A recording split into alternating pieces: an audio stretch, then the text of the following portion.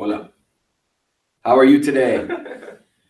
We are so excited that you're on with us in leadership training. And I just want to say, as your pastor, how proud I am of you and how proud I am that God is using your life. You know, a lot of times we don't recognize the simplistic things, and that is giving your time, sowing your time changes lives.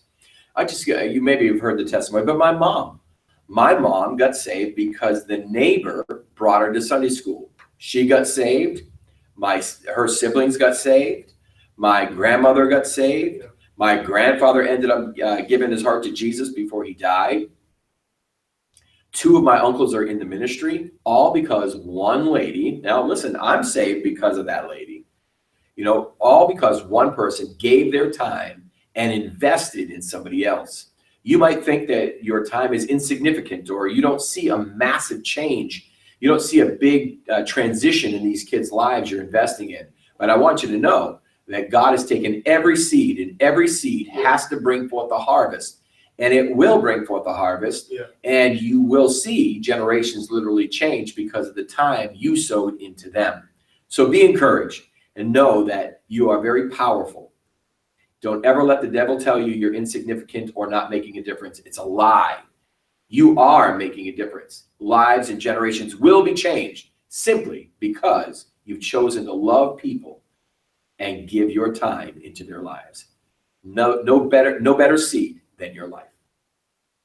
Amen. Thank you, Pastor. We just wanted to have him come in and give you a quick couple minutes of I love you guys, and we're thankful for what you do. What you do is huge. Seriously. It's huge. It is massive. Most youth ministries don't do this. Most churches don't have anyone out serving at this level. And if they do, it's only a select few. And I loved even yesterday in service. It was so cool. I looked up, and out of the 10 people, including Pastor and his wife on the altar, 7 of them were from our team. That's powerful. There was all but one person on the altar yesterday that wasn't from our team, which is really exciting.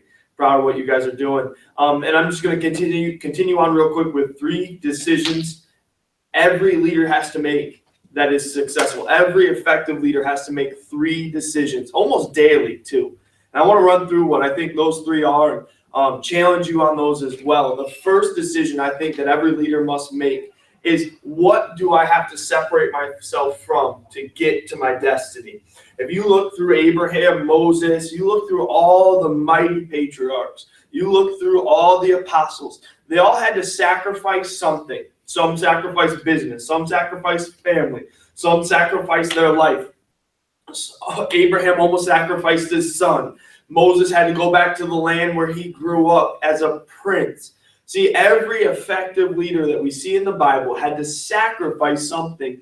And I believe even today that same principle remains, that as effective leaders, we have to give something to get to where God has called us. And that's another offering. That's an offering that we give. And I want to let you know, don't be upset. Don't get discouraged. Don't be saddened by giving offerings. It is a blessing to give an offering, especially an offering of your life. As Jesus even said, if you sacrifice here on earth for the kingdom, you're going to receive 100-fold on earth and 100-fold in heaven. So first question I have for you, do on your homework, is what do you need to separate yourself from in order to get to your destiny? And it's a very serious one. And it's something you need to seriously pray and ask yourself about. But if you're not sacrificing, I want to make a guarantee and a bet that you're not really making headway to where God has called you. The second thing is, who do I need to separate myself from? We know, and we tell the teenagers this all the time, you're the sum of the 5 people that are closest to you. I want you to take inventory of the 5 closest people to you, and they might even be the other leaders on this team. Are they, like we talked about in the leadership session not long ago, are they putting you on the roof? Are they getting you up places that you need to go? Are they pushing you? Are they successful? Are they where you need to be? Are they people that just complain all the time? Separate yourself from a complainer. Are they people who just want to sit on a couch all day and not accomplish anything in life? Are they people that are driven for destiny? And if they're not, I want to encourage you, it's probably somebody that you're going to need to separate yourself from. Take a step back so you can launch forward. It's funny.